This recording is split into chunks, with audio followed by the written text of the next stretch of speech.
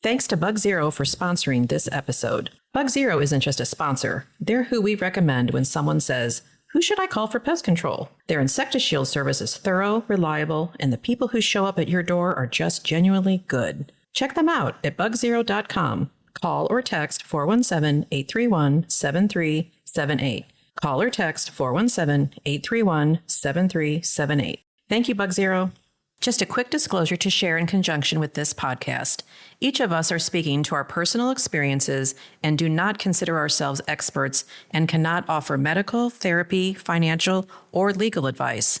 We represent a wide range of experience on the autism spectrum and will always honor each perspective that is brought to our discussions. Our experiences, opinions, and perspectives are all unique and different and will be celebrated. Thank you so much for listening and connecting with us. Thank you.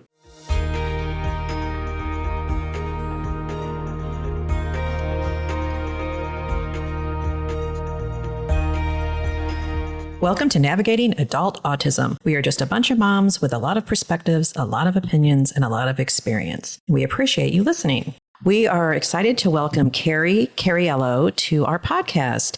And if you don't know Carrie, she is a New York Times bestselling author, speaker, and blogger. We're here tonight. As you guys know, I'm Mary, Heather is here, Dawn is here, and Tara. And we know Carrie from Facebook. And if you're not a follower on Facebook, you should follow Carrie. Her posts resonated with a lot of us. And she also has some books we're going to talk about. Yeah. But I think if you don't know Carrie, I think I'm going to read one of her posts from 6 days ago. Carrie, like when you were... did you want to say hi first before I start reading this post? Sorry about that. Don't be sorry. Carrie's on the line.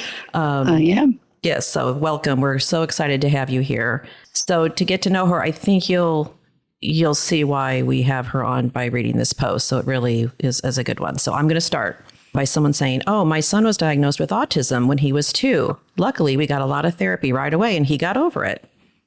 His voice was bright, cheerful. It was my second cocktail party in as many weeks. I balanced a small white plate in one hand and a napkin in the other, hoping I didn't have any crumbs down the front of my dress. Standing there in the cavernous room, I felt something wash over me I could not name. Anger, despair, loneliness. Where do I begin in a conversation like this? At the very start of it all, in a small exam room with a soft-spoken doctor and a whirling toddler and the 3 words that changed everything, autism spectrum disorder. Or maybe I jump right to the middle when puberty and adolescence wreaked havoc on his 12-year-old spirit. Standing there, plate in hand, maybe I talk about the fear of self-harm, the way we hid the knives at night, the changes in medication. Maybe I say that we swore we'd never turn to medication, that we once thought small pills in an orange vial were a sign of weakness or an easy fix. And then I watched my son descend into anxiety in a way I never witnessed before in my life, or since. The air around us was constantly charged with worry. I watched him lose his smile, his sleep, his potty training, his joy. I watched my husband's eyes widen in fear and his voice crack. We did a lot of therapy. We started right away.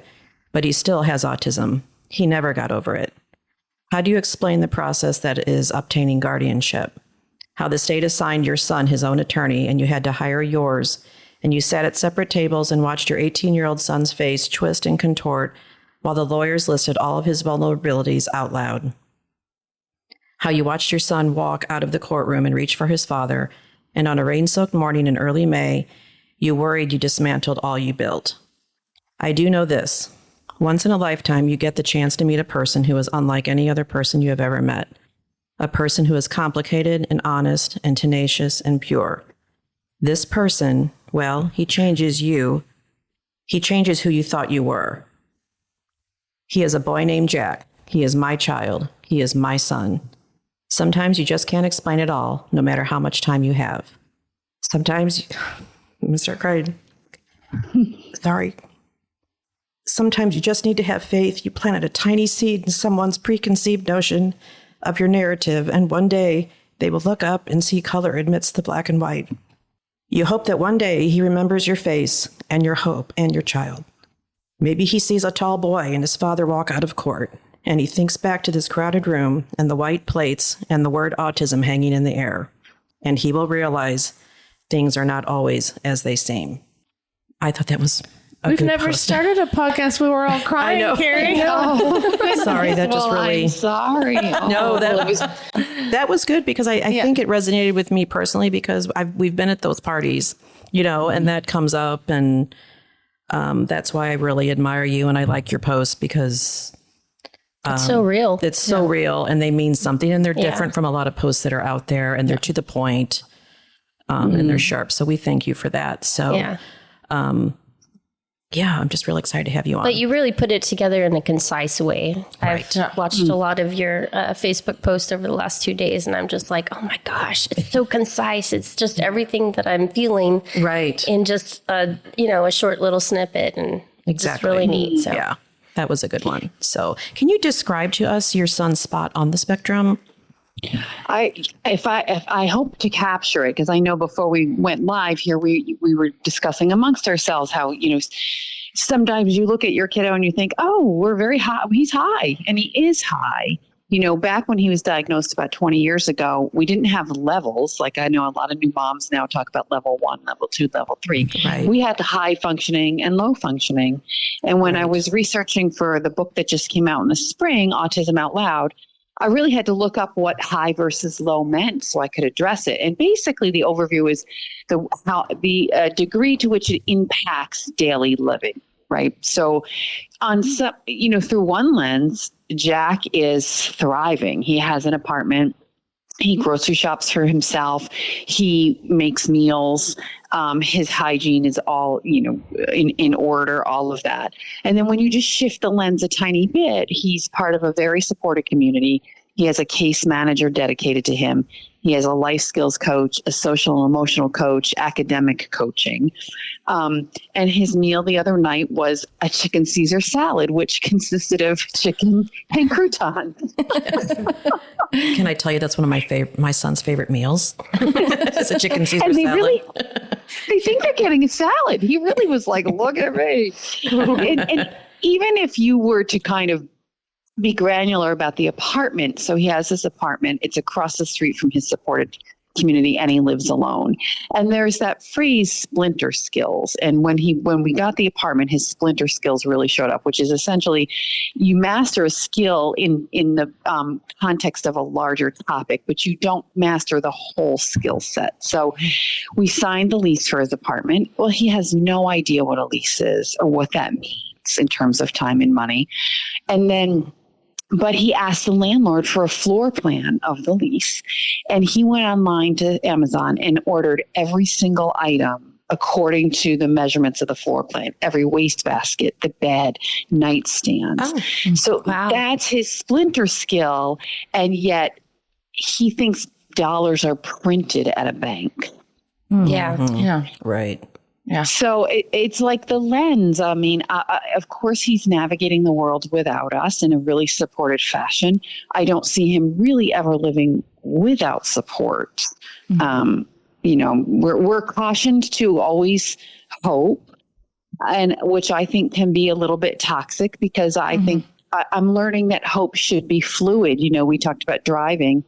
Jack doesn't drive, and for years we hoped for that. Mm-hmm. And sometimes you have to move your hope to make space for something else. And I think for me, my husband still sort of is tethered to that hope. For me, I've kind of moved on, and Jack's really proficient at the bus system where he lives. He loves a good old Uber ride. So, God help that Uber driver. Right.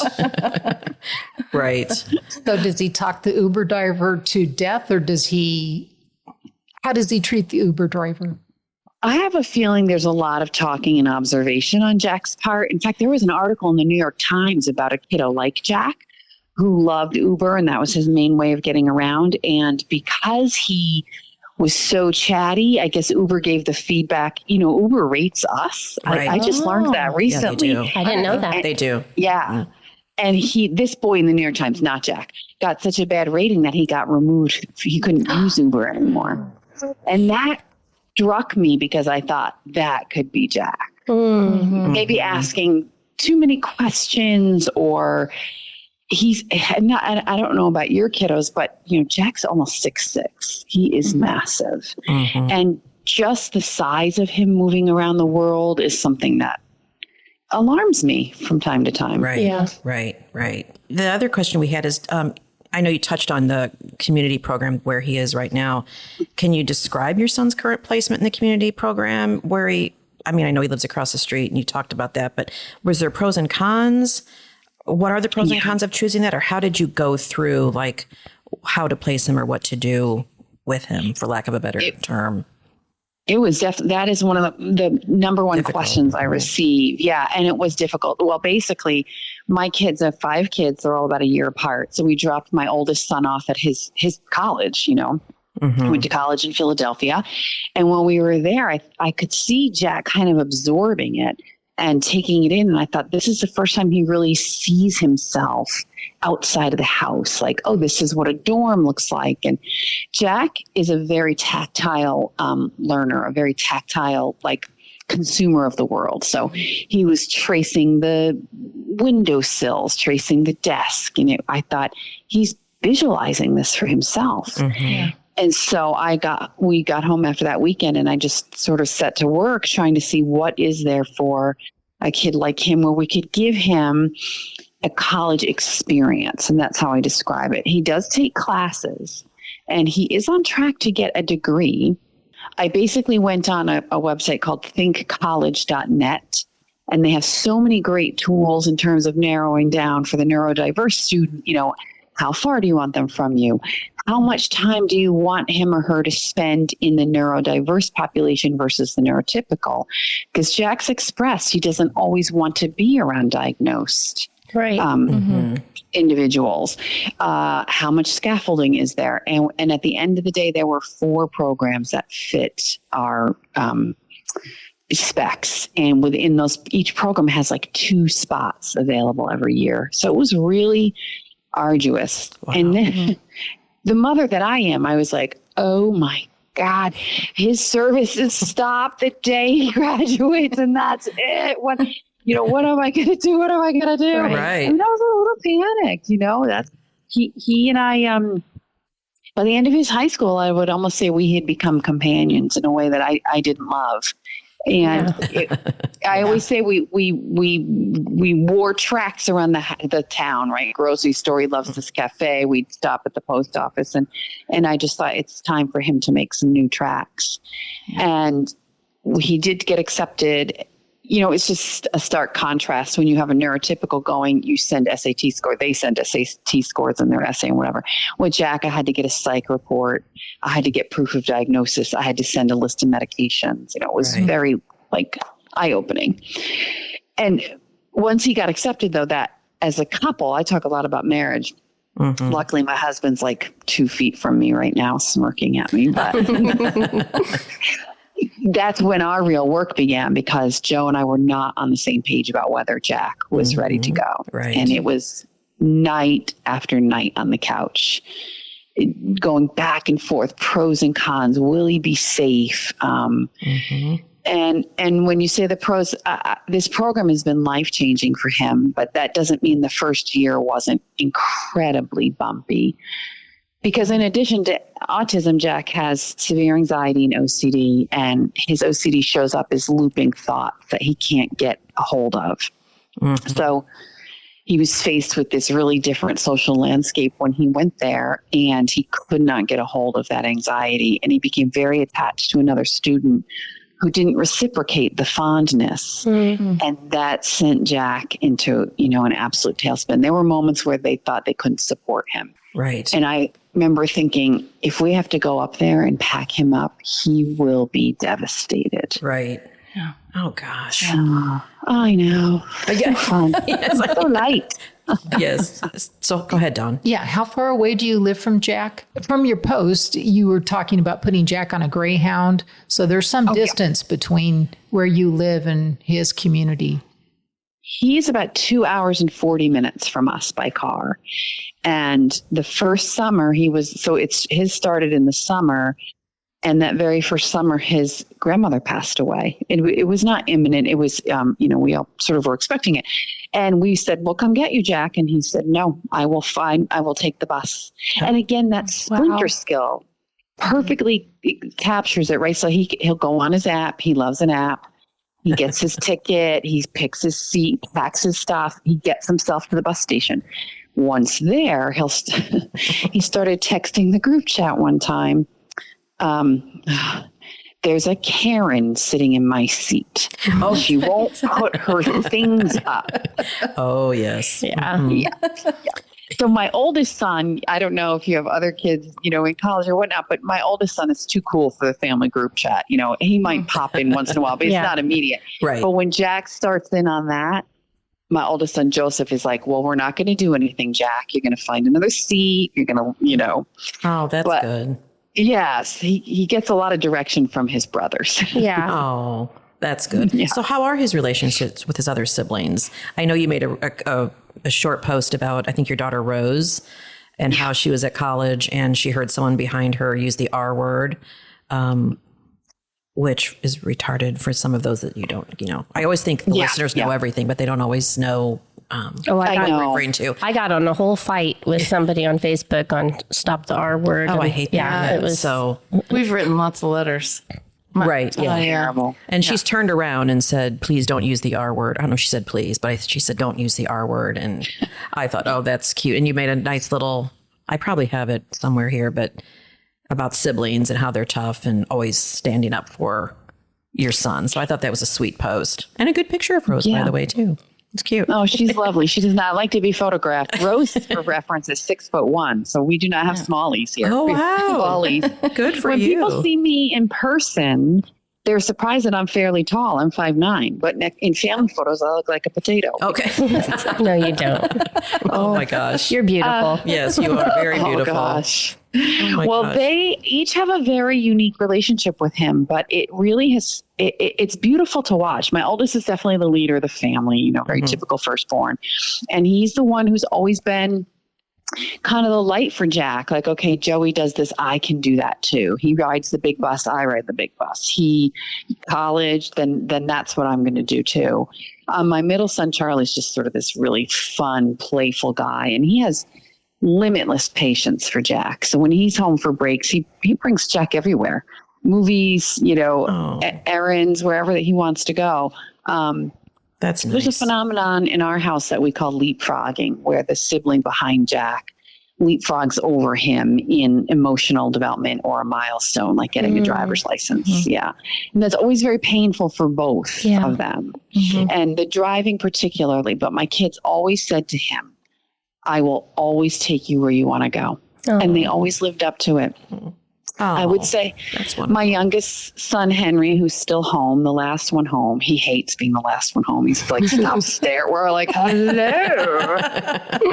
How are you? They probably had kind of the vibration the longest because they stayed the longest in that shared leapfrogging space. Mm-hmm. And then Henry got his license and kind of hopped over once again. They are very, very protective of him. We had a tough incident Jack's first year at school and this was my husband's biggest fear, where Jack connected with someone online who he thought was a peer. And when they arranged a meeting and when he went to meet him, it was two men who convinced him to get into their car. Oh my gosh. No. That's terrifying. Oh my gosh. It exposed every gap in parenting we ever had.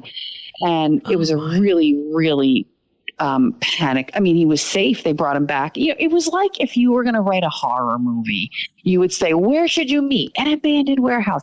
What should your phone be on? 2%. Should you tell anybody? Oh my gosh. It's like every... Oh my gosh. So what happened? How did he get out of that?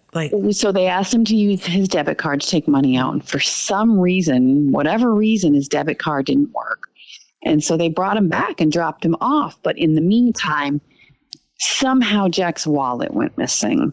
Oh. Now, you combine that or pair that with Jack's temperament is one of defensiveness and righteousness, and he polices people. So he called the police himself.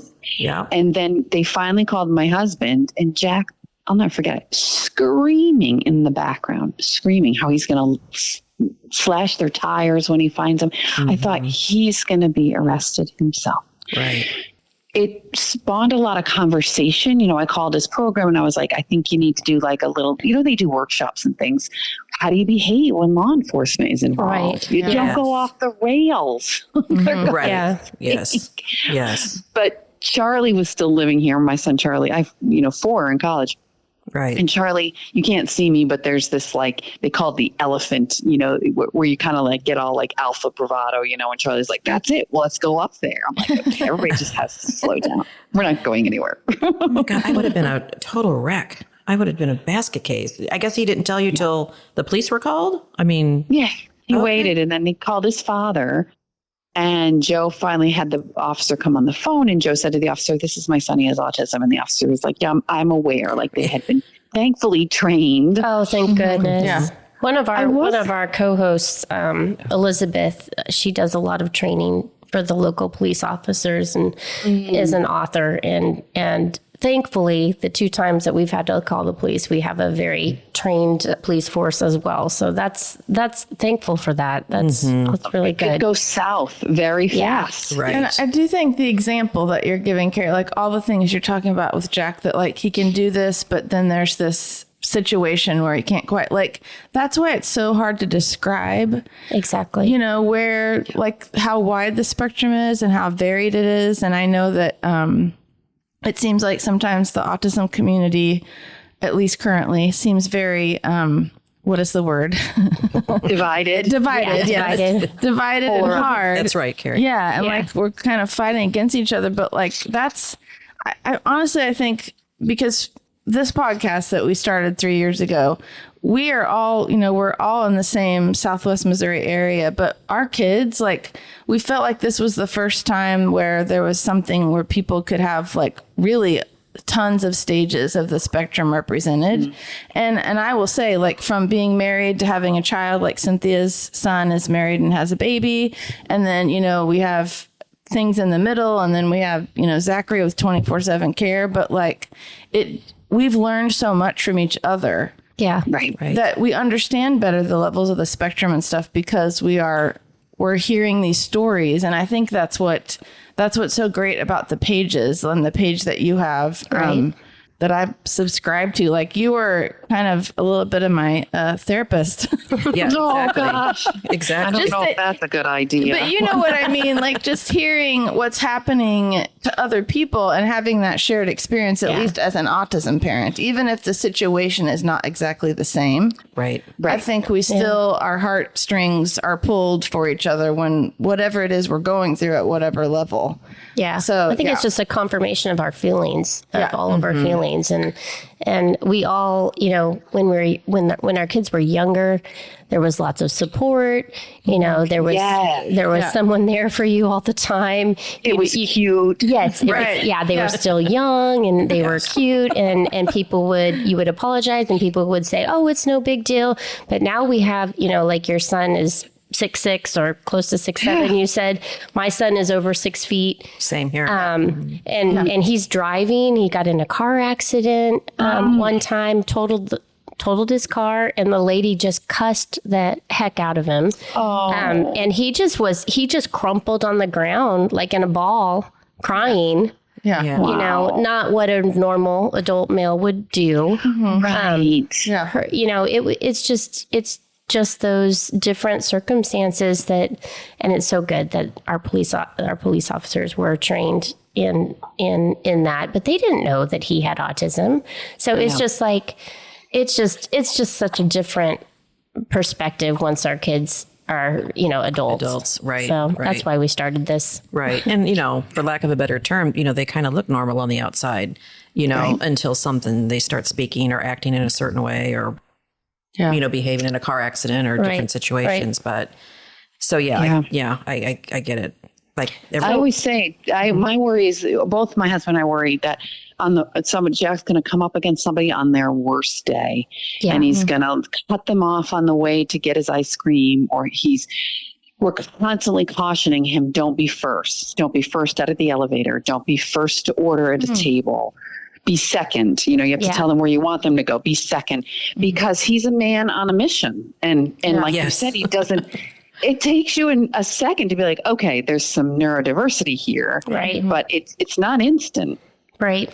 Right. Yeah, right. that's so good. I saw your Facebook post about that. I was like, that's such good advice. Yeah, it is good advice. Yeah, you do give good advice, and I think I've made some comments too of your posts, and I would just comment like, yes, totally agree. 100%. I've been there. Yes. Yeah, I totally agree. And so I think the Autism Out Loud as well, that obviously just came out. We have your book right here. Yeah. Autism Out Loud. Right well, here. I reread some of the parts because I usually will read all the books, and then she's our book girl. I have to remind myself. I love that. But I love, this is like the first time that at least that I've seen a book where it's 3 different families, and they're all in different spots on the spectrum. Okay. And so it is nice that they've picked a subject, and then like each of the families are writing. So Carrie's obviously writing her story, and but I thought that was great, especially for just the understanding of the spectrum as a whole. Yeah. It was a fun project. We still laugh that Kay Agent and I did that on a Zoom call. We met because we don't live in the same parts of the country. Yeah. And so every week we met on Zoom, and the ideas that came out of our dumb heads landed on pages. We love that. They weren't dumb. They're something good. About grief. Sure. Yeah. And then we'd run off into our corners and write it. And I don't know. It still floors me every day that propelled into a book. Right. Yeah. Right. Yeah. Right. And for their listeners, it's called Autism Out Loud. So, yeah. And what was your first book, Carrie, that you wrote? My first book is called What Color is Monday? Okay. Because that's the one I just ordered, I think. Mm-hmm. Yes. Yeah. And that takes the reader up through Jack's 8. Yeah. Okay. And then I have one that I self-published that is very near and dear to me called Half My Sky. And that is a series of letters kind of centered around autism, but to everybody in our world. Oh, okay. It's my most memoir driven, I guess you would say. It's my most personal, I think. Okay. And then there's Autism Out Loud. Yeah. Is that the 3? That's the 3. Yep. I have one that is, it's a little more casual called Someone I'm With Has Autism. And it's more a collection of my top blog posts. Oh, neat. Oh, that's a good one. That'd be a good for family members. Christmas, people. Yeah, I'm already buying Christmas. So Christmas gifts. Can we ask about, is it okay if I ask? Carrie, can you tell us just a little bit, because I know you have a new book that's coming out soon, like a guidebook, because I know you had talked about it a little bit on social media. Yeah, you know what? Actually, that is out. I keep forgetting. Because I've been working so hard to promote Autism Out Loud. Because when you work with 2 other people, you can't slack. Right. You gotta do stuff. Yes. So this is called Raising a Whole Child. Okay. And it came out of a conversation I had with I was doing a podcast type thing, and it was all moms, but it was Zoom. I could see everybody. Mm-hmm. And one mom was like, what did you do exactly? Spell it out for me to get Jack, to where he is today. And you could pen poised over paper, tell me the therapies, tell me everything. And I just said it had nothing to do with, there was not one single therapy that he got, or horse therapies or gluten-free, none of that. And I just tried to remind her, you're trying to raise a whole child. Yeah. A whole child who can forgive and cheer someone up after a bad day, and, learn to answer the phone and all of those soft skills. To me, we were lucky to have a great school district. I let them handle all that stuff, and we sort of as a family dialed into what do we really want Jack to know as a human moving forward? And so that's where that title came from. Yeah. Oh, that's a great concept. That's a good one. Yeah. And what's that called again? Raising a Whole Child. Raising a Whole Child. Okay, that's a good one. Yeah. So back to the program. Is this a long-term program, or is it a short-term program that Jack is in? The idea is he can stay there as long as he's taking a college class. Oh, okay.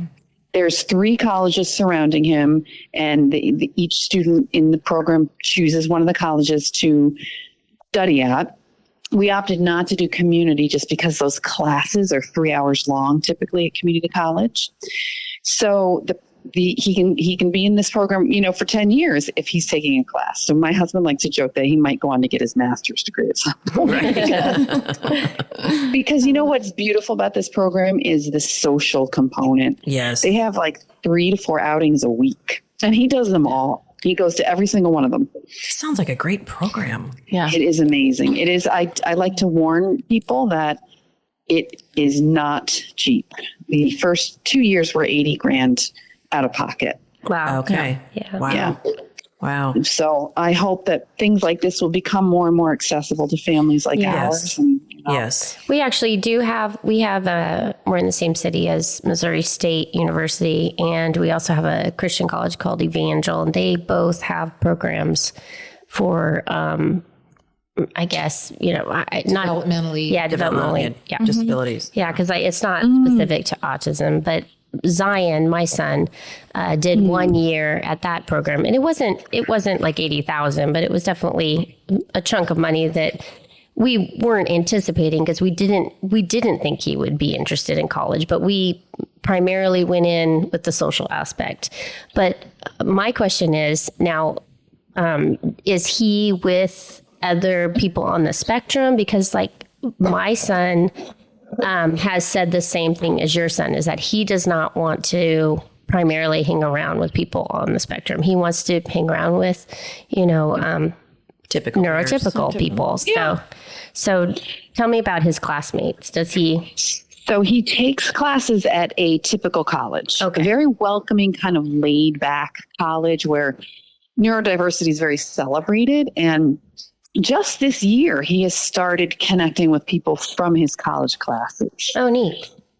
So again, we talk about that like yin and yang of the splinter skills. So he texted us, he invited a friend from this college to go to the movies.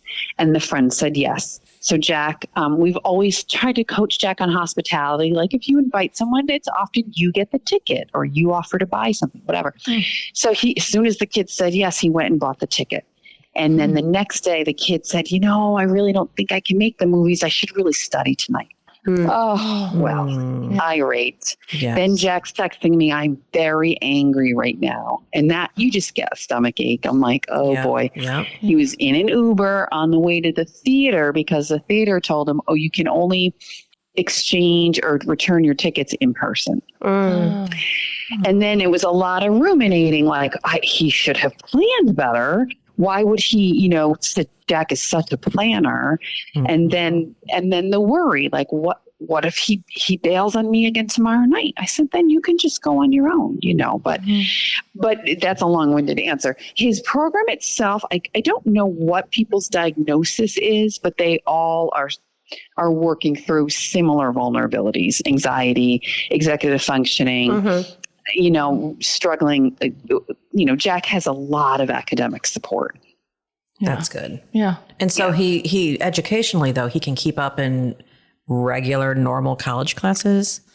Well, I was on live with Kate and Adrian talking about this, that they're classes that are chosen to suit his skill set. Okay. Right. Okay. So it's Good. one where he made podcasts. And then there was another one where it was like talking about social media. So they are careful to help him choose things that are kind of visual in nature, not heavy in exams. Oh my goodness. Yeah, it's perfect. I don't know. When he comes home now, I tell people all the time, it's like we're a sweater he outgrew. He just outgrew our house. What a beautiful thing. Right. But I don't know where he'd be right now if we weren't able to find that for him.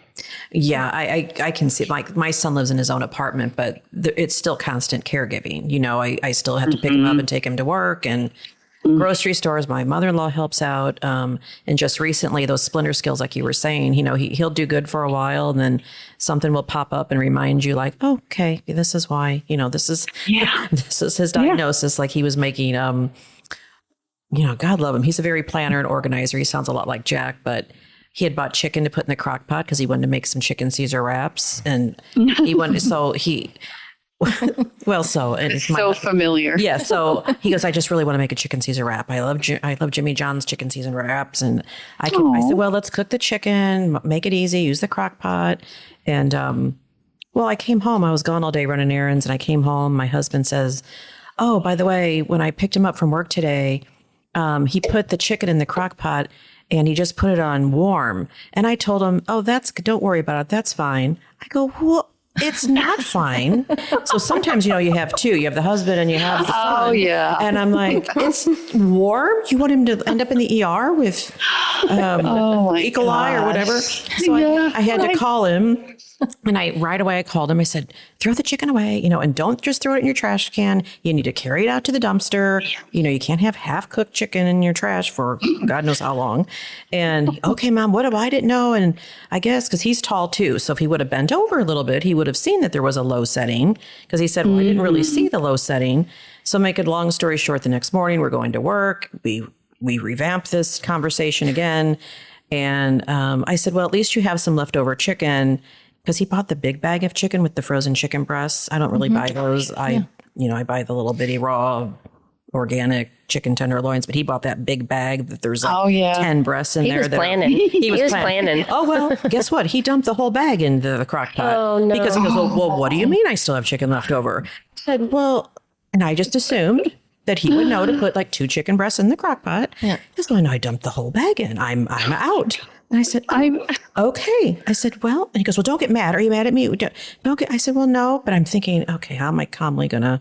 Yeah. I said, well, we don't need to use the whole bag of chicken breasts. We only grabbed 2. Well, I didn't know. And so, I mean, like your son and Jack would be dangerous in Costco. Yeah. If there's a pallet of NyQuil, I'll get the pallet of NyQuil. Correct. Because I could get a cold every year. Yeah. Right. He's planning. Yes. Yes, he buys the jumbo box of Clorox wipes. He has to have a lot of wipes when he goes to the gym to wipe everything up. Anyway, yeah. So, but just when everything's going fine, I think that's why your posts resonate with me, because I'm just like, yeah, that's true, because it's just the way it is, and we're lifelong caregivers.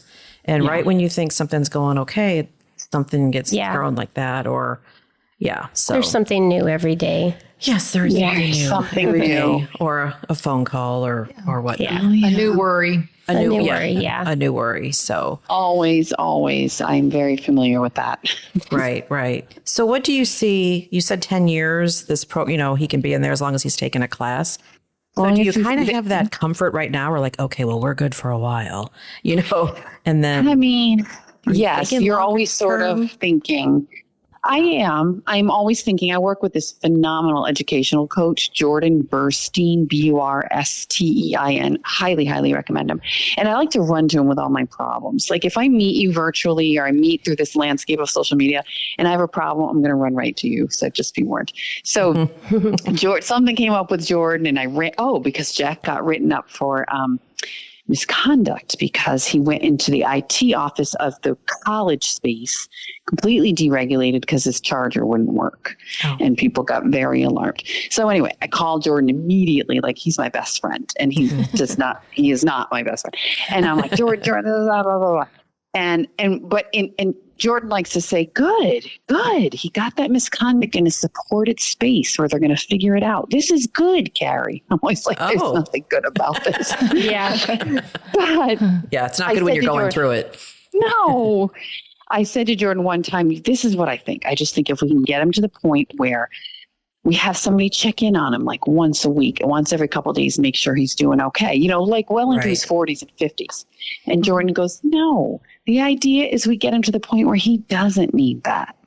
And I was like, shut up, Jordan. I have a crystal ball. Right. You just made it a snow globe. Jordan. Right. But he's Jordan. But he's not wrong either, right? Yeah. Like it's the constant goal of growth. And growth is disruptive. Yeah. Well, that's well said. And I think even it is disruptive. You're exactly right. When you were mentioning hope before, so I describe myself as a hopeful realist. I love that. And that's perfect for me because it's like, yes, I always try to have, a hopeful perspective, but I can't ignore the reality of where Zachary is or where he will likely go. And I think, you know what I mean? And I think people sometimes that maybe don't have a child on the spectrum think that's like harsh to say that Zachary's never going to live independently. But the reality is Zachary will never live independently. And so, but what can he do, right? Like I can still have hope for other things. We can still have progress. Yes. We can have those little steps. And so, that's what I think that's a good description. I feel like. I love that. And Zachary does make little small steps all the time. You guys just got back from Arizona and you had never been able to make a trip before. Yeah, no. He wow. did great. So there's definitely, and that's what's funny too, is like if people don't know, like these ladies know like the planning that it takes, but like there's probably, I don't know, 15, 20 tactical things we have to do before we can go, right? Like we don't go in the summer. We don't go when school's out. We have to go during the week, not on the weekends. We have to time everything, but you have to have a visual schedule. We have to have visual schedules. So that's the part that people don't understand, like what a triumph any of that stuff is. So anything that Jack's doing and you're like, no, seriously, this took a million things to come together to have 21 success. years. 21 years. Yes. Yeah. So that's really awesome. And sometimes I really try to remind myself there's two words that are phenomenal: for now. Mm-hmm. So you have to travel during the week for now. Right. You can't go in the summer for good. now. Yeah, and it's like kind that. of a loosening in you. I spoke to this travel agent who specializes in neurodiverse planning. She's amazing. She said, and this is like 2 years ago, I could have used this information like 2 decades ago. She said, especially when traveling, you're going to bring up, okay, we might be delayed and we might whatever. And this is what's expected of you. Mm-hmm. I was like, that's brilliant. Yeah. Meanwhile, I was like, we might be sitting there forever. But I never finished it, right? Like, and this is what we expect of you. Yeah, I know. Yeah. Where were these people? I know. Right. Oh my gosh. This is why I told you, like, Carrie, I've been following you for a long time, and it is part therapy to hear. Yes, it is. Because you can't talk. I mean, there just aren't that many people, even family or like close friends. If they're not living it, it's just really hard to explain and have that shared feeling. So you're exactly right. Yeah. Well, I also think that we're all good at our own, like us moms, we're all good at certain things, like, and we all have so much time. Dawn, sure. I can rely on Dawn for something. I know she's the researcher. I know Heather will read the book, and Mary will order the book. She'll read it as well. But also Heather doesn't have a lot of time because she's a full-time caretaker, and I'm into my master's program. Like all of us have certain areas of our life that we're better at, and I can rely on those women to like. Heather, I'm sorry, Carrie, but Heather, I don't have time right now in my master's program to read your book. But Heather's not worried. Heather's reading your book and she's going to tell me about it. Yes. But, I do think you shed a light on something really important that as experienced moms like we are, right? Mm-hmm. We now know that I can't be good at everything. Right. It's not practical and realistic. Do what you're good at. Lean into that. You see these young moms, my God, they are carrying a lot because they think they have to excel in every area. It's just, it's impossible. Well, that's true too. So how do you, Carrie, what do you do for your own self, like to take a break? Or, since I feel like I resonate with you, I always use that word wrong. I'm sorry. That's going to have to be an edit. Sorry, resonate with you. Sometimes if I'm in the car or I just go to church and sit, because there's sometimes it's just too full in my head and I need a break and I need the thoughts and the worry just, gets too much. And do you find yourself, what's your own self-care? Any advice or stories that you have? Well, I get asked that quite a bit. Two things come to mind really quickly that I learned from a parent coach who I love about catastrophizing, because I feel like that's what you're referring to. Yeah, you're letting every bad thought. Mm-hmm. So here's what she told me. I catastrophized a lot when Jack first left. He's going to come home and live here forever and blah, blah, blah. Do it on purpose. Explore every bad thing that's going to go wrong and just really be intentional about it. And then say, what could go right?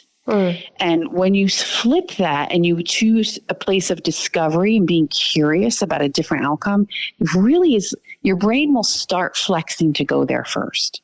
Okay. So anyway, when you're in your car, play with that, I guess. Yeah. So it's interesting because I write mostly about Jack. but I have 4 other kids, and I would say at this moment in particular, I'm more worried about another one of them than I am about Jack. Okay. Nobody in our house is ever all happy at the same time, I say. Yeah.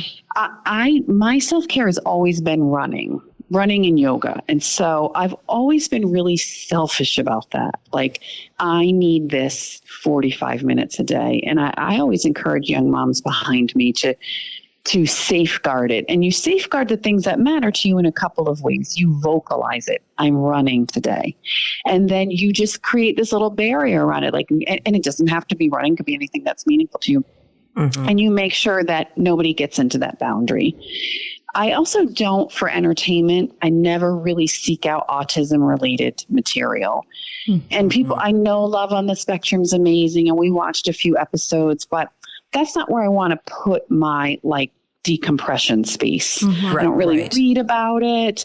I don't want to fuel up on it as a way to entertain myself. And then another thing I tell young moms behind me is, create a nice space in your home, even if it's a space where your kids are not really welcome. I mean, I have a little window seat here with pillows, and I only have 1 kid living at home, but I think we feel like we're not entitled to that at some point, to have a space that's just ours.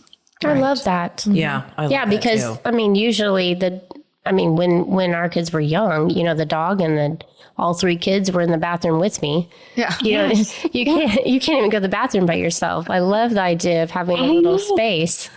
And yet, I don't know, you all sound very young by your voices, and I'm a sweet flag. Yeah. I'm 51. Think back to your childhood. That's exactly what I am. I'm 50. It's the same. Yeah. Heather's 50. I'm 63. Well, and I'm not saying. I'm 62.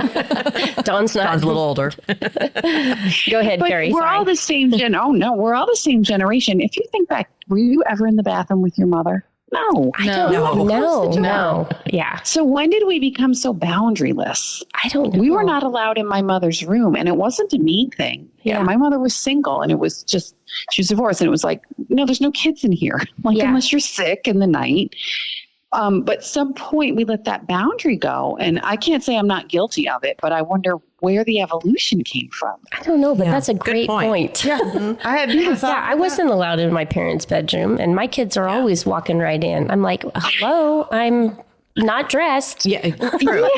That's what I was thinking, because I just turned 50, I don't know, a month ago or so. And I just thought to myself, because my husband said something about me changing clothes, like, Michael, I have to hide in the closet. I have to close the door because Zachary's always looking for me. He has no idea, that he doesn't understand. Invading she's going space. Invading my space. But he always looks at me.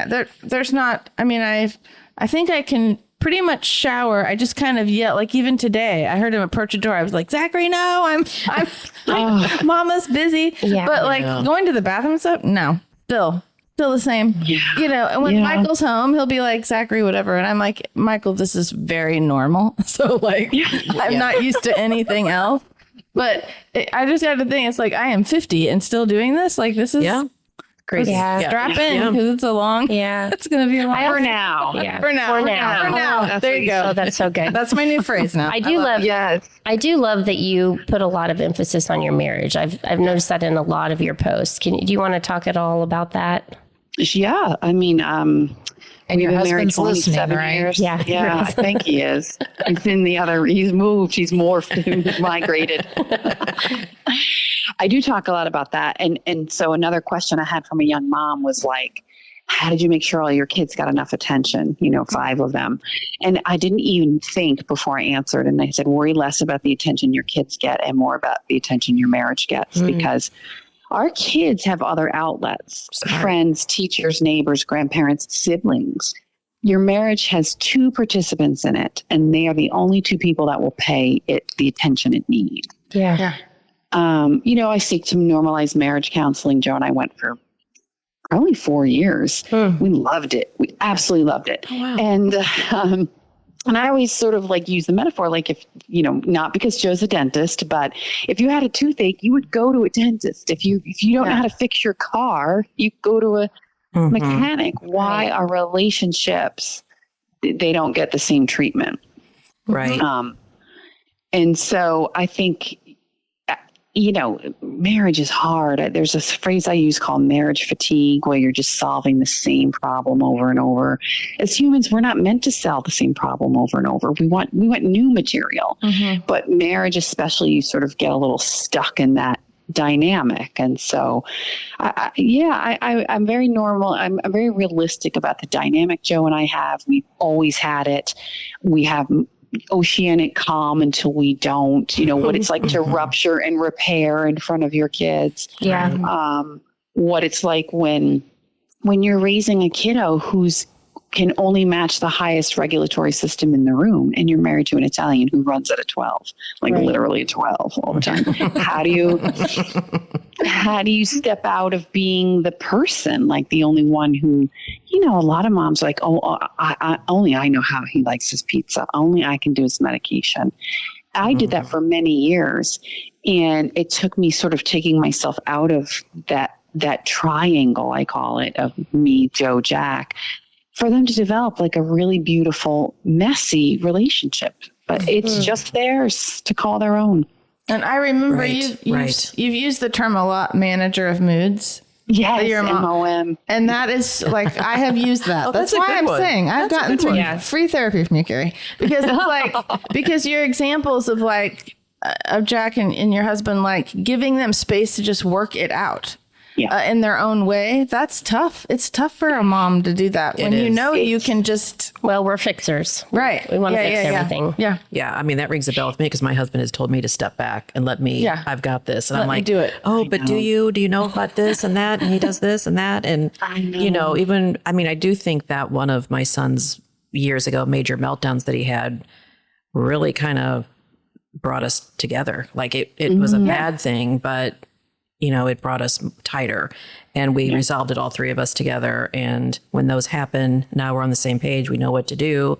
Although we had one recently, and my husband was out of town, and I was on the phone with my son for 50 minutes. And 10 minutes in, I thought, okay, this is where it's going. It's not going well. Something's going on. And so I just let him, he got really upset and cried and talked, and that's what he needed to do. But I thought, wow, I'm handling one of these on my own. And I could have called my husband, but then I didn't want to call him while he's out of town and upset him and have him lose sleep. I have to do that all the time. Yeah, exactly. My husband travels constantly, and I'm like, what is he going to do? Is like, just worry. He's going to be worried. He's going to be, he's going to just not have his. I thought I'll just tell him when he gets home. Right. We'll be fine. It's handled. It's over. Yeah. Mom of moods. I guess I think though that some of the meltdowns were definitely caused by me and my tone of voice. True. The heightened state of where I was, he ate it. He sort of ate it up a little bit, not in a good way. When you escalated, he escalated. Yes. And that happened. Because I just wanted to be right, and I'm like, I don't have to be right in this situation. Yeah. I'm going to school for my master's of social work, so I think I've learned more for my own relationships than helping anybody else. Well, add Carrie's to the list. You'll be great. So. Yeah. Oh my gosh. Yeah. Yeah. So. Taking I remember your Facebook post of just like putting your hand on your collarbone and just taking a deep breath. Yes. And I'm like, I saw that one too. That's exactly what I do. It's like we must have all figured that out ourselves. I thought that's a good tip. Yeah. It's supposed to be the most relaxing position a human being can be in. I know that. I do believe it. I do. It absolutely works for me. I mean, I'm a long-time yoga person also, but you had mentioned about like your son's escalation because of you. And I don't know if that's the case or not, but the truth is they do have to escalate to learn how to come back down. Yes. So if we kept everybody at an even keel, there is no growth. That's true. Yeah. So just be easy on yourself. You sound like a very calm person. I am pretty. Yeah. Now I am. Yeah. Tara's probably calmer than me, but yeah. Well, we have been. I mean, probably a lot of the things that all of us have been through. I mean, we've had a lot of very escalated situations of police officers coming, things like that. They've had a car accident as well, where there's been a lot of escalated things where you have to figure out, what's going to, you have to take care of yourself. You have to bring yourself down to a place where you can actually help. And it's been a long process. My son's 22, so and he was diagnosed at 2. So 20 years of trying to help him, but also trying to help myself. Right. Yeah, I do like. We're always evolving. Yeah, We are, and the growth is disruptive. I did write that down because that's a good one. Yeah, and like you just said, if they go up, they need to come down and learn to handle that's so good. their emotions. That's really good. So Yeah, we cannot make, there's always that conversation. Do you change the world for my son for the world? And the truth is our kids are all going to be in a situation where somebody's slightly elevated. Their tone of voice isn't quite what it is. So if we don't teach them how to interface in a healthy way, they'll just stay home forever. Right. Yeah. Well, you gave a lot of good advice. So can I end this podcast with reading another one of your posts? And I'll try not to cry this time. I would be honored. Lord, I probably Thank will. you. Right.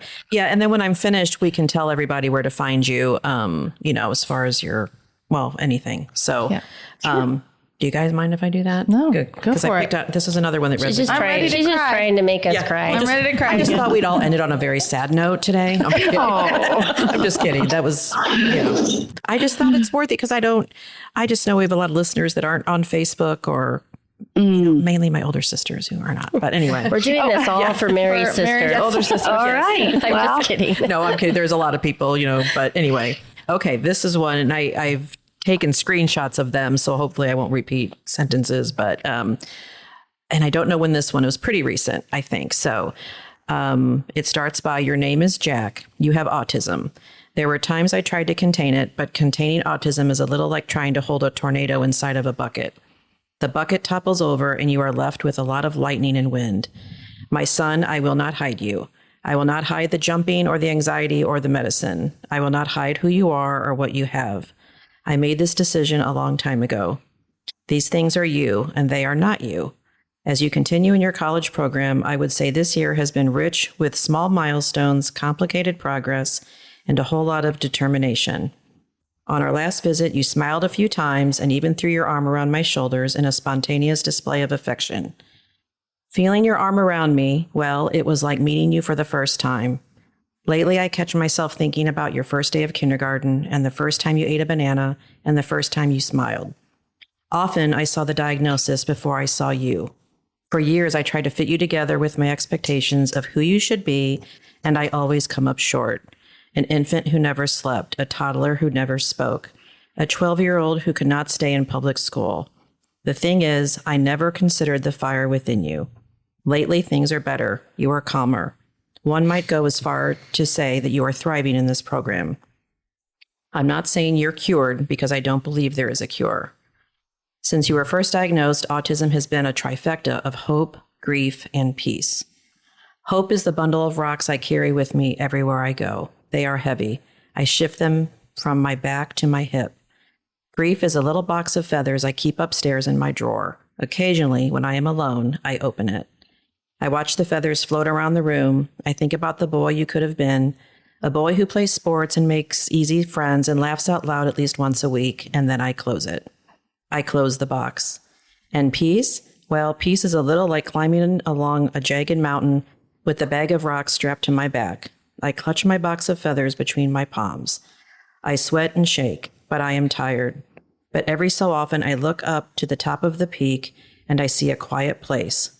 From where I stand, the grass looks soft. The sun is gentle yellow. I long to sit there on top of the mountain. I want to close my eyes and feel the warmth on my face.